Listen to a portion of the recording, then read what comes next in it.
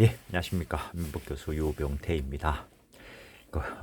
어제 내가 수업하면서 강남에서 학원에서 수업하려고 하고 있는데 어느 이쁜 아줌마가 들어와가 민법 선생 나와 하길래 놀래가 그랬다 했죠.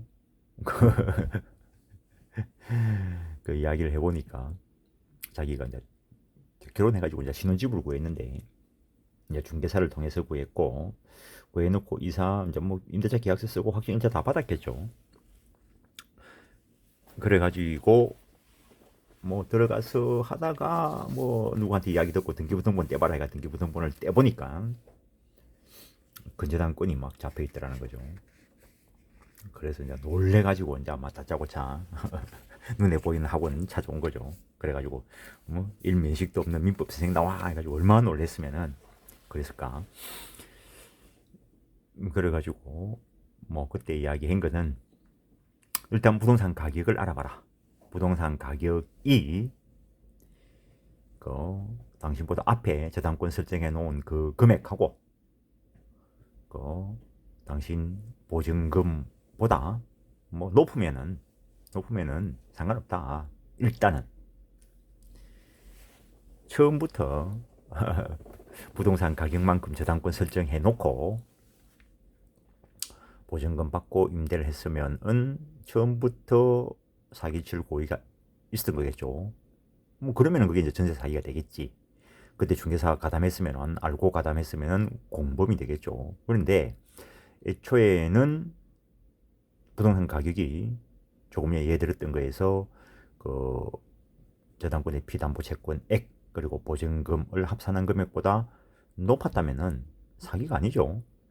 근데 요즘처럼 부동산 가격이 이제 시세가 하락돼 가지고 차후에 그것이 부동산 가격이 그보다 낮게 될 경우에는 소유자가 그렇게 될 거라고 예상을 했을 수도 있겠죠.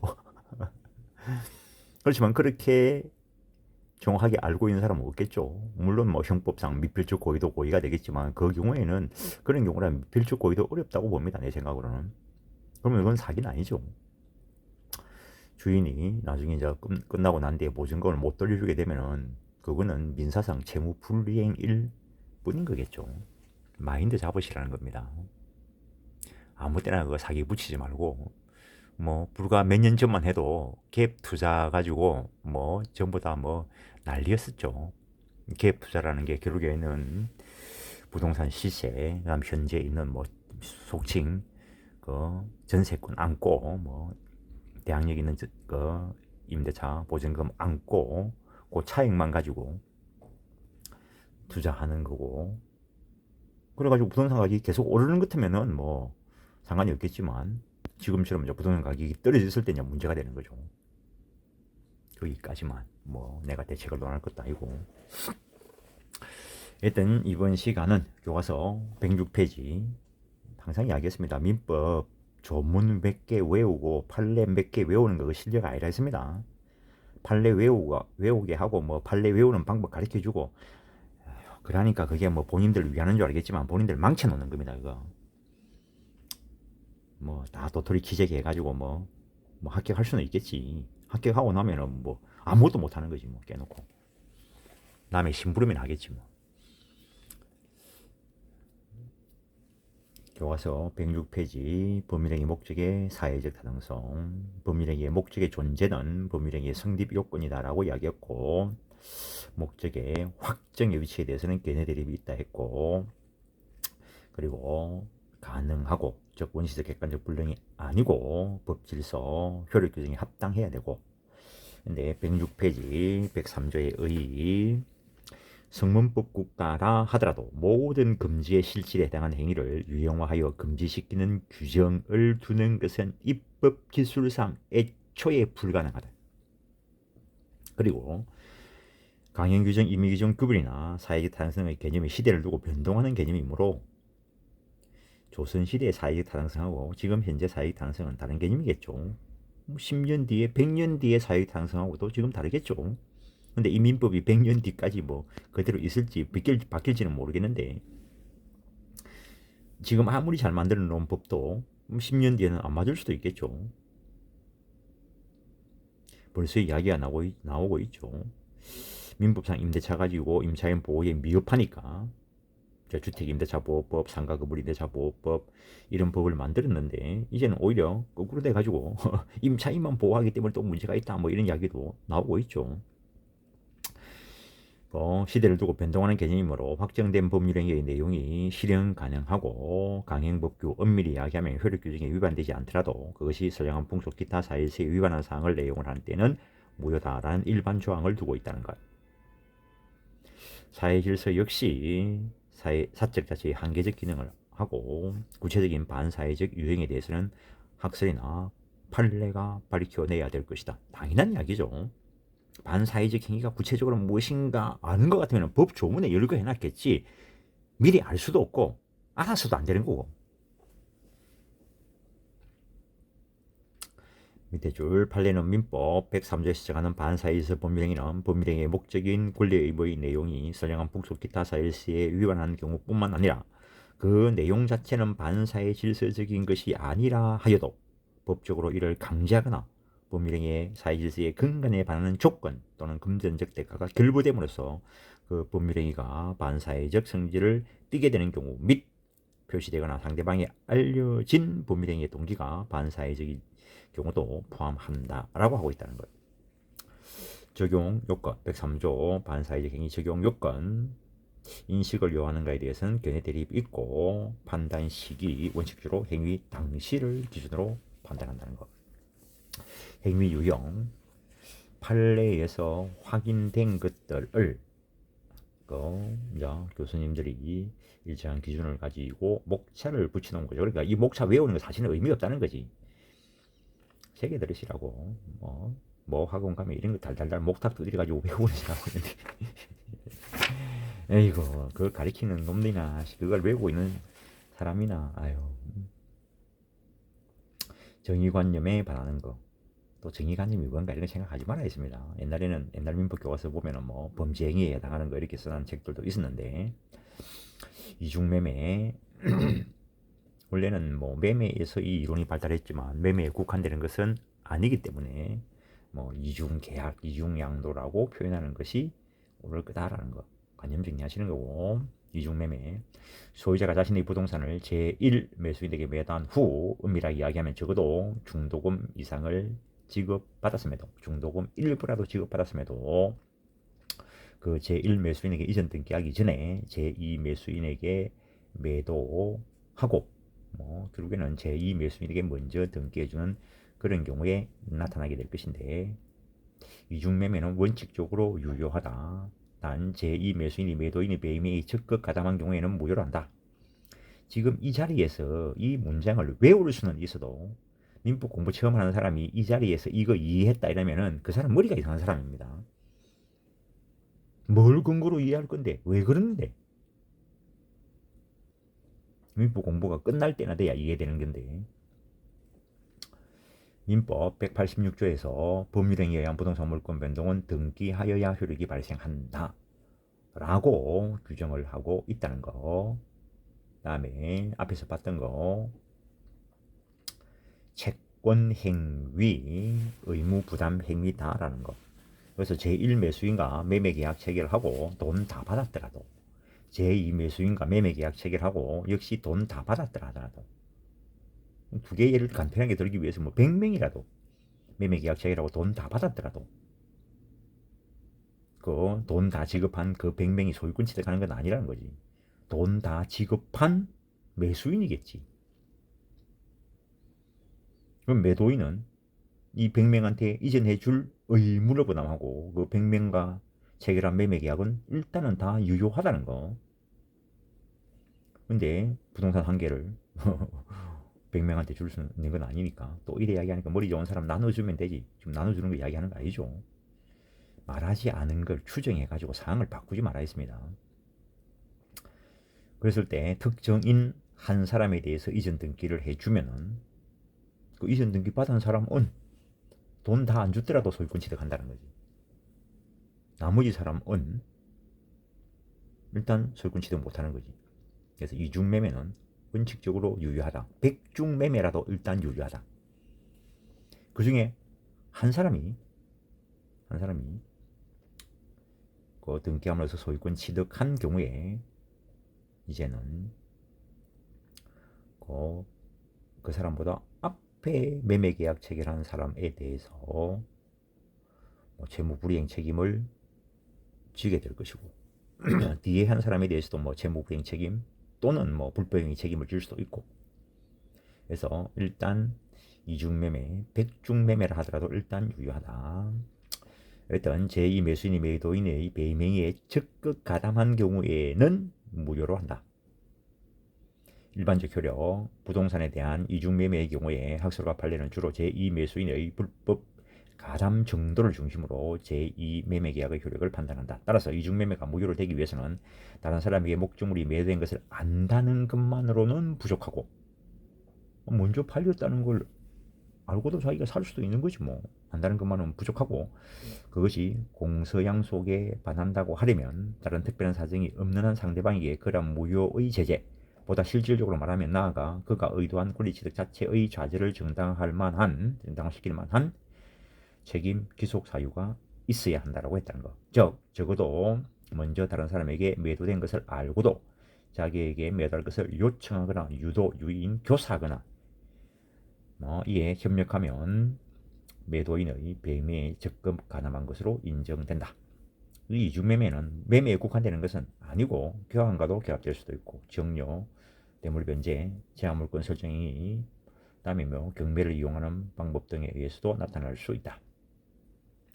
원칙적으로 유효하나 제2매수인이 매도인이 배명에 적극 가담한 경우 무효가 된다. 판례가 형제 간에 이루어진 이중매매와 같이 특단의 사정이 있는 경우에는 적극 가담한 것으로 추정한다는 판례도 있다는 것. 원칙적으로 이중매매가 유효한데 그때 제1매수인과 매도인과의 관계, 먼저 중도금 이상을 지급한 매수인과의 관계, 이중매매에서 제2매수인이 유리하게 권리를 취득한 경우에 제1매수인은 매도인에 대하여 채무불이행 책임을 물을 수 있다. 다른 사람이 확정적으로 권리를 취득해 갚으렸다면 일단 매도인은 이제 이행불능 상태가 될 것이고, 그때 해제 및 손해배상 청구할 수 있다. 불능 당시의 시가상당액 채권법 조에 가면 또 봅니다. 소유자가 시효완성자의 등기 청구권 행사에 의하여 시효완성된 사실을 알고도 시효택자에게 등기하지 않고 다른 사람에게 매도한 경우에 시효완성자는 매도인에게 불법행위 책임을 물을 수 있다. 뒤에 가면 또 설명드린 자리가 있습니다. 또는 이때 제1매수인의 위치에 있는 자는 대상 청구권이라는 걸 행사할 수도 있다. 그 정도 하고 108페이지 10번 이중매매가 유효한 경우 제1매수인과 제2매수인과의 관계. 이 경우 제2매수인이 유효하게 권리를 취득한 경우에 제1매수인은 제2매수인에 대하여 채권자 지속권도 행사할 수 없고 채권자 대위권도 행사할 수 없다. 제1매수인은 채권자 지위에만 있다는 거죠. 누구에 대해서? 매도인에 대해서. 채권은 자기의 채무자인, 여기서 매도인에 대해서만 행사할 수 있는 것이기 때문에 제2매수인에 대해서 무권리도 행사 못한다. 일단. 근데 만약에 이중매매가 무효인 경우 판례는 제2매매 행위가 반사회적 이중매매가 되어 무효인 경우에 제1매수인은 소유자가 아니므로 채권적 권리뿐이죠. 직접 제2매수인에 대해서 등기 말소 청구할 수는 없다. 판례가 특별한 논거 없이 이때 제1매수인을 보호하기 위해서 제1매수인은 매도인에 대한 자기의 이전 등기 청구권을 보존하기 위하여 매도인을 대위하여 제2매수인에 대하여 등기 말소를 청구할 수 있다고 한다. 이때는 채권자 대위권 대상은 된다. 그러나 이때도 채권자 지속권 대상은 되지 않는다는 것. 채권자 대위권에 의해서 행사되는 피보전 권리는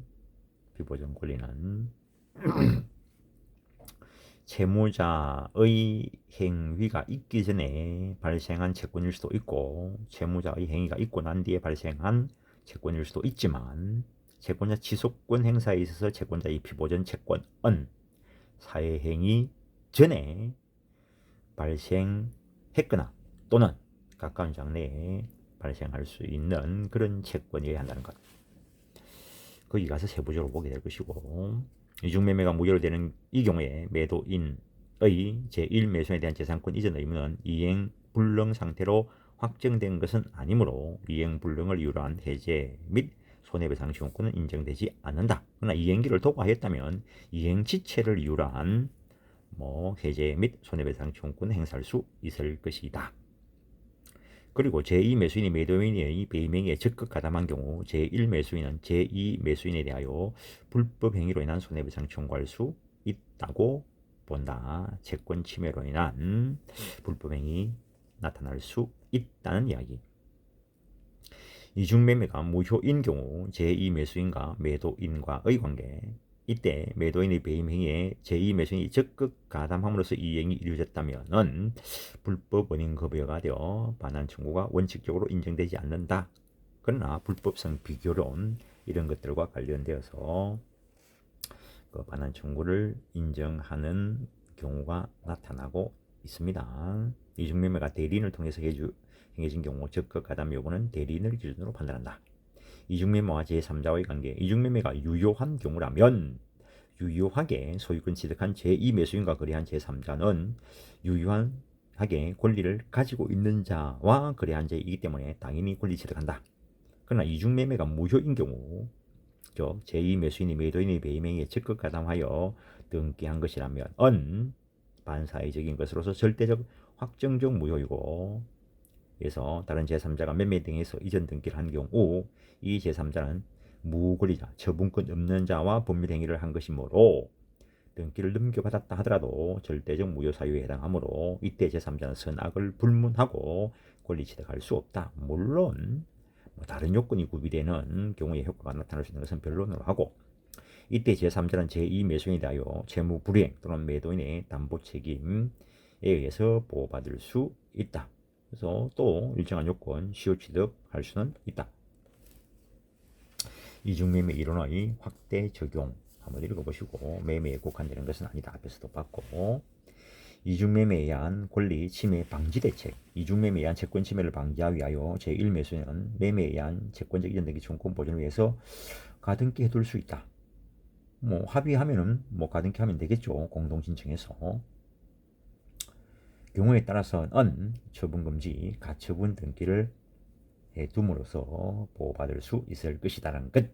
지금까지는 부동산 이중매매에 대해서 이야기한 것이고, 동산 이중매매, 매매와 같이 당사 일방의 재산권을 상대방이 이전할 것을 약정하고 상대방이 그 대금 지급할 것을 약정함으로써 효력이 생기는 계약의 경우 쌍방이 그 계약 내용에 따른 이행을 하여야 할 채무난 특별한 사정이 없는 한 자기 사무에 해당하는 것이 원칙이다.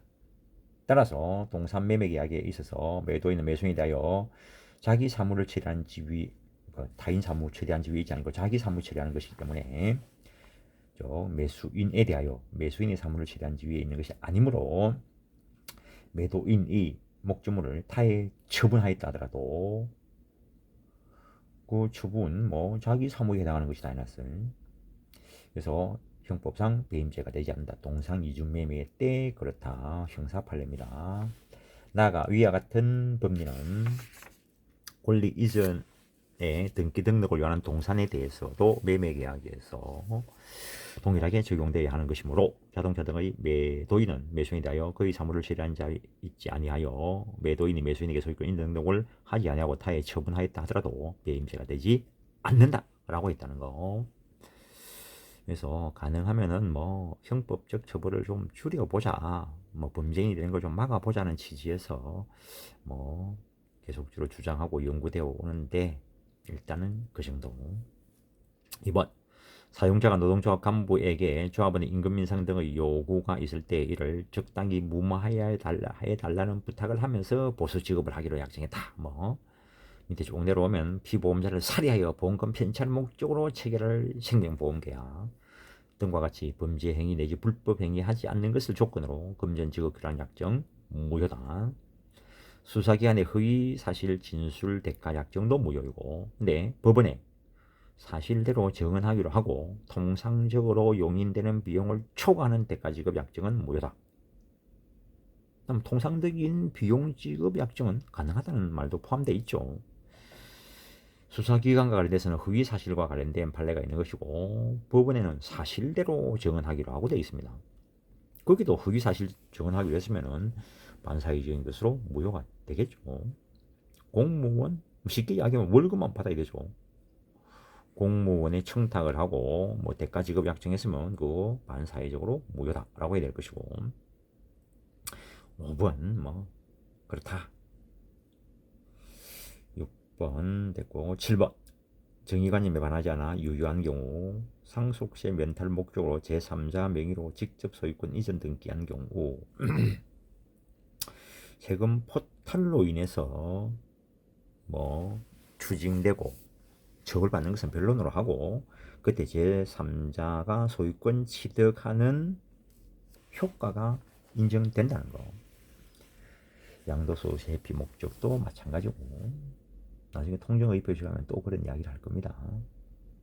사찰 주지직 양도 약정을 묵인한 종교법인의 주지 임명행위 주지 임명행위는 유효하다는 겁니다. 사찰 주지직 양도 약정 양도 사찰 주지직 양도 계약 그거는 무효겠죠. 사찰 주지직 인격적 요소를 내용을 하는 것으로서 매매 대상이 안 되는 걸로 봐야 되겠죠. 근데 사찰 주지 임명하는 것은 그 사찰을 관리하는 뭐 종교 법인이 임명하는 것이지 종전 주지가 임명하는 게 아니라는 거지. 그래서 종전의 주지가 다음 주지한테 뭐 주지 양도 계약을 체결하고 그런다고 해서 양수인이 주지가 되는 것은 아니죠. 무효니까. 근데 종교법인이 그걸 묵인하고 새로 주지가 되기로 한 그 사람을 주지로 임명하는 행위 그 자체는 유효하다는 거지. 조선시대 탄간오리 뭐 이런 거 보면 뭐 생각해 볼 수 있죠. 그 조선시대에 임금님께서 관직을 팔지는 않았겠지.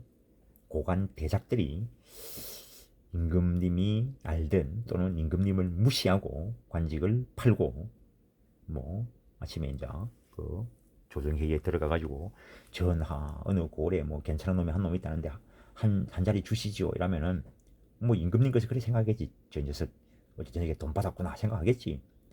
그래도 뭐 임명 안 해주면은 지가 죽을 판이니까 임명하겠죠.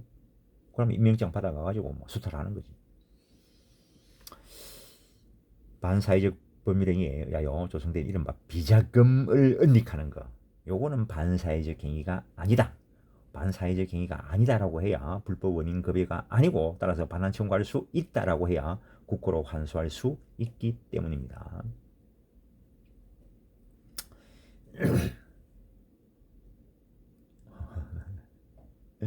공무원이 뭐 청탁을 받고 대가 받기로 한 거 그 무효다 했죠. 대가 받기로 한 거. 근데 대가를 받아가지고 자기 통장에 바로 넣어놓으면은 나중에 뭐 다 국가로부터 추징될 거니까 그걸 숨기는 차원에서 다른 사람 통장에 이어놓는 거죠. 한때 아홉시 뉴스에 난리 난 적이 있습니다. 그때 그 맡겨놓은 것이 그 공직자가 제3자에게 맡겨놓은 것이 반사회적인 법률행위라면 불법 원인급여이고 반환청구권이 없게 되는데 그러면 국가가 환수를 못하는 거죠.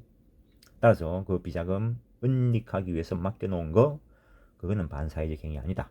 따라서 국가가 대위일해서 환수할 수 있다.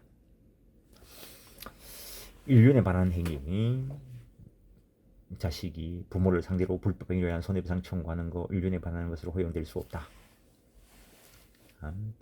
사실 이거 판례에 있는데 판례를 사실은 은밀하게 이야기하면 여기 소개할 건 아니죠. 지금 법률행위 하고 있는데 불법행위가 왜 나와? 이것도 웃기는 거죠. 딸이 맨날 밤에 일찍 안 들어오고 새벽에 늦게 들어오더라는 거지. 그 새벽에 늦게 들어온 새벽에 일찍 들어오더라는 거지. 그 새벽에 일찍 들어오는 딸을 아빠가 뺨을 탁 때리니까 그 딸이 경찰서에 가가지고 아빠를 고소한 거지. 그래놓고 아빠가 빡 고소장에 경찰서에 이제 불리가니까 딸이 하는 말이 불법행위로 인한 손해배상 뭐 청구하겠다 이런 거지. 그거 허용될 수 없다. 그래 한 거고 그냥 관점 잡으러 가신 거고.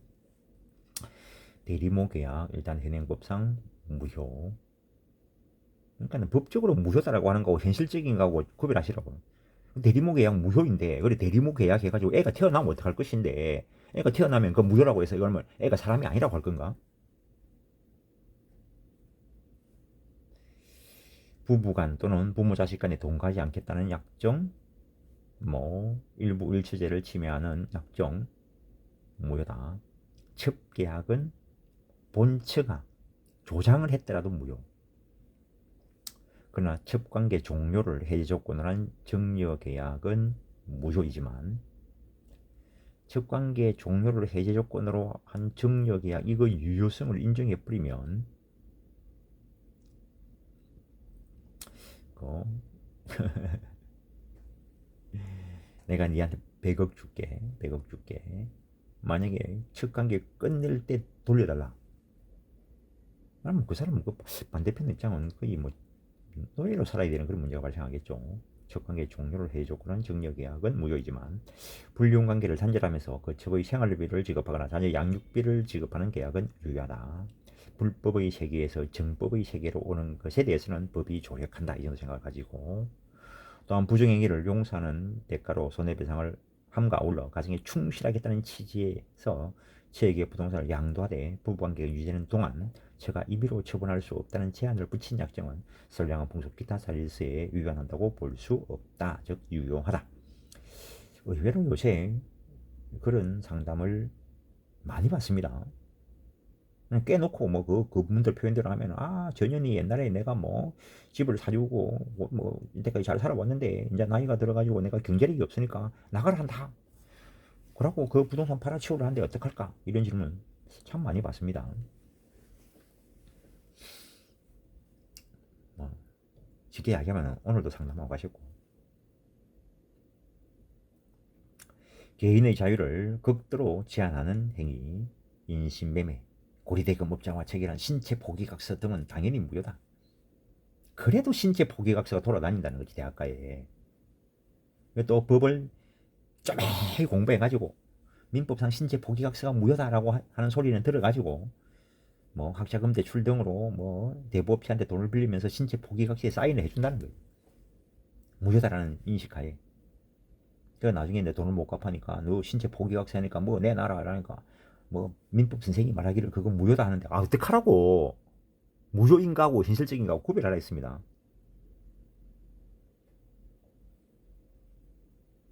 어, 우리가 하는 것은 정확하게 법적 지식, 법적인 양식을 가지고 있는 사람들끼리에 대해서 이야기하고 있습니다. 칼 들고 설치는 놈한테, 강도한테, 아 법이 어떻고 해봐, 그 칼 맞겠지. 마인드를 잘 가지시라고. 단어 몇 개 외우는 게 중요한 게 아니고,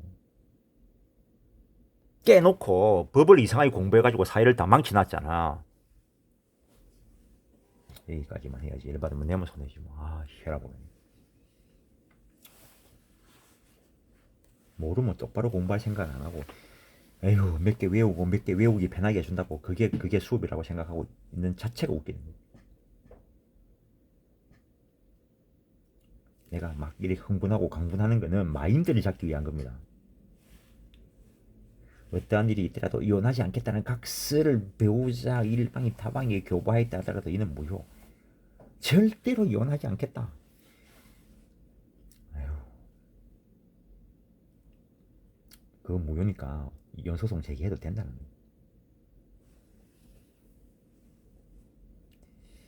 거예요. 그러니까 무효라는 말은 그걸 어기더라도 손해배상 청구권 발생 안 한다는 거지. 그러나 귀국 후 일정한 기간 근무하지 않으면 해외 파견 소요 경비를 배상한다는 사규나 약정. 뭐 옛날에 그 해외 파견하면 고임금이 지급되고 기술 이전도 있었죠. 그러니까는 한국에 들어와가지고 딱 그만둬 버리면 기업체가 손해를 보는 거죠. 그래서 일정한 제한을 가하는 약정, 경비 반환 채무의 면제 기한을 정한 것이므로 무효가 아니다, 즉 유효하다. 그런데 직원의 해외 연수 여행의 주된 출장 업무 수행에 불과하여 연수 여행의 주된 출장 업무 수행에 불과하고, 이에 대하여 지급한 금품이 출장이라고 하는 특수한 근로에 대한 일종의 임금에 해당하거나 업무 수행에 필요 불가하기란 지출 예정 경비를 보전해 준 것에 불과한데 그 귀국 후 재직 근무 위반 시 반환키로 한 약정을 했다면 그거는 무효. 개인의 자유를 제한한 의무 강제에 의해서 얻어지는 채권자 이익에 비하여 위약불이 과도하게 무기한 경우 그 위약불 약정은 사유지세에 반하여 무효가 될 수 있다. 채권법 쪽에 가면은 채권법 총론에서는 손해배상 예정과 관련돼서 이야기될 것이고 매매 쪽에 가면은 계약금과 관련되어서 이야기될 부분입니다. 우월적 지위 이용한 부당 이득 행위. 당사자의 일방이 거의 독점적 지위 내지 우월적 지위를 악용하여 자기는 부당한 이익을 얻고 상대방에게 과도한 반대급 또는 기타 부당한 부담을 과하는 법률행위는 반사회적 행위로서 무효다. 뭐 독점, 뭐 규제, 뭐 이런 것들 있는데 옛날에 이자제한법이 잠깐 폐지된 적이 있습니다. 이자제한법이 폐지되어서 고리 사채를 받은 경우에 일정한 부분을 넘어서는 것은 뭐 우월적 지위 이용한 것으로서 반사회적인 것으로 무효다 이렇게 내린 것이 있습니다. 지금이야 또 이자제한법이 있으니까 이자제한법을 초과하는 이자 지급은 무효가 되겠죠. 앞에서 봤습니다. 생존의 기초가 되는 재산 처분행위, 자기 앞으로 취득한 모든 재산을 양도한다는 약정은 무효. 어느 놈이 이걸 내가 앞으로 벌어들이는 거 전부 다 뭐 어디 고아원에 기증하겠다 무효라는 거지 이거. 사찰이 그 존립에 필요 불가한 재산이 임야를 정리하는 행위 무효다. 도박 등 사행 행위, 도박 자금을 대여하는 행위, 도박으로 인한 채무 변제로 토지를 양도하는 계약 이런 거 무효다는 거. 그렇지만 도박 채무를 담보할 목적으로 부동산 소유권 이전 등기를 하였다면 불법 원인 급여로 완전한 이행이 일어난 것으로서 그때는 반환 청구 못한다. 등기 말소 청구하지 못한다는 거. 그러나 도박 채무를 변제하기 위하여 채무자로부터 부동산 처분을 위임받은 채권자가 그 부동산을 제3자에게 매도한 경우, 그래서 매도 수권을 받고 매도한 그거는 정당한 대리권을 가지고 한 것이기 때문에 유효합니다. 그 변제와 관련되는 도박 채무 변제와 관련되는 그게 무효라는 거죠. 그러나 이행돼 버리면 그것도 불법 원인급이기 때문에 반환 청구 못할 거라는 거. 도박 채무 담보 목적으로 저당권 설정한 것은 종국적 이행이 일어난 것이 아니기 때문에 그 저당권 등기 말소할 수 있다는 판례도 있습니다. 법이 뭐 허용하는 뭐 복권 발행 이런 것들은 그 법에 의해서 유효성이 인정되는 것이고 동기의 불법 법률행위 자체는 반사회적인 것이 아닌데 그 법률행위를 하게 된 내면적 이유 동기가 반사회적인 경우에 어떻게 할 것인가. 그래서 금전 소비대차 계약을 체결하면 그거 일단 유효합니다. 근데 금전 소비대차 계약을 체결하는 이유가 돈을 빌리는 이유가 뭐냐면은 도박 자금을 쓰려고 밀수 자금을 쓰려고. 그러면 도박 자금으로 쓰려고 빌린다 밀수 자금으로 쓰려고 빌린다 이래 하면 안 빌려줄 수도 있다는 거지. 그러니까는 대부분 동기는 표시 안 하고 할 가능성이 많다는 거지. 그러면 동기는 원칙적으로 의사표시 요소가 아니기 때문에 유효성이 인정된다는 거. 그러나 표시되거나 알려졌을 때 그러한 반사회적 내용이 담겨져 있다면 그 법률행위는 무효다라는 거. 그 정도 하시고 법률행위 성립 과정 중에 불법이 사용된 경우에 의사표시 하자를 이유로 논할 수 있을지언정 반사회적 법률행위는 아니다는 것. 이거는 이 책 168페이지에 전체적으로 설명하고 있습니다. 변호사의 성공보수 약정의 경우 형사사건에 관하여 체결된 성공보수 약정이 가져오는 여러가지 사회적 배당과 부작용 등을 고려하면 구속영장 청구 기각, 보석, 석방, 집행유예나 무죄 판결 등과 같이 의뢰인에게 유리한 결과를 얻어내기 위한 변호사의 변론 활동이나 직무수행 그 자체는 정당하다 하더라도 형사사건에서의 성공보수 약정은 수사재판의 기록과를 금전적인 대가와 결부시킴으로써 기본적 인권호와 사회적인 신뢰를 사명으로 하는 변호사가 직무의 공공성을 저해하고 의뢰인과 일반 국민의 사법제도에 대한 신뢰를 현저히 떨어뜨릴 위험이 있으므로 선량한 풍속 기타 사유시에 위배되는 것으로 평가될 수 있다. 즉 무효다. 형사사건과 관련돼서 결부된 성공보수 약정은 변호사의 성공보수 약정은 무효다는 거. 그래서 요즘 보면은 형사사건과 관련돼서 변호사가 그냥 형사사건 딱 들어가면은 체하 받는 금액이 상당히 고액이라는 거죠. 왜? 나중에 성공보수가 인정이 안 되기 때문에. 그 정도만 하겠습니다. 그러나 민사사건에서 성공보수 약정은 일단 유리하다. 단 변호사의 소송 위임 사무 처리에 대한 보수에 관하여 의뢰인과 사이에 약정이 있는 경우에 위임 사무를 완료한 변호사는 특별한 사정이 없는 약정된 보수액을 전부 청구할 수 있는 것이 원칙이다. 다만 의뢰인과의 평소부터의 관계, 사건 수임 경위, 착수금의 액수, 사건 처리 경과와 난이도, 노력의 정도, 소송 물가액, 의뢰인이 승소하여 얻게 되는 구체적인 이익과 소속 변호사의 보수 규정, 기타 변론에 나타난 재반 사정을 고려하여 약정된 보수액이 부당하게 과다하여 신의치게나 형평에 반한다고 볼 만한 특별한 사정이 있는 경우에는 예외적으로 상당하다고 인정되는 범위 내에서만 보수액 청구할 수 있다. 초과한 것은 반사회적인 것으로 무효로 볼 여지가 있다는 이야기. 법률행위에 수반된 조건이 반사회적인 경우, 일단 여기까지 하겠습니다. 예, 수고하셨습니다.